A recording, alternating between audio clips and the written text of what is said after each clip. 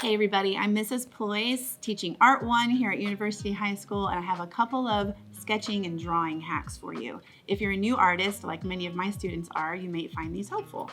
So the first one I'm going to talk about is how to find shapes in things that you want to draw. So I have, for example, just a magazine here, and I'm going to flip through and find something that I might want to draw. All right, here's a good example. So we have this cowboy on his ranch. You can look for the shapes within the item you want to draw, and you can notice there are several geometric shapes that make up the hat. For example, there's a triangle here. There's a bit of a rectangle right here, although the edges are rounded. You have another triangle here, and you have kind of a square here. So we can start with our triangle.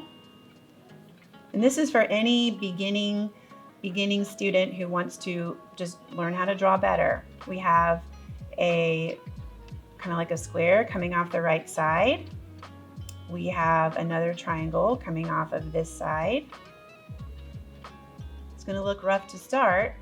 Now I notice I have an oval here, but it's cut off. So here's his entire face as an oval. And then I have a little bit of an oval over here for this ear. And this one is actually more of a triangle because it's kind of cut off. So even with those simple shapes, you can tell that this is a man with a cowboy hat. Another thing you can do if you're relatively new to drawing is look for the app Grid Hashtag. You can go into Grid Hashtag and you can take a picture of anything you have and you can put a grid on it. So for example, I am going to take a picture of this cowboy. Then I'm going to place a grid on it and I'm going to draw it box by box. That one has way too many horizontal and vertical lines on it. So I can go back up in here and I can change that. Okay, so now what you can do is you can say, okay, here's my paper where I'm going to divide my paper into these 9 sections, just like it is in the grid app. You'll do this a little more carefully than I am because you're working a little slower.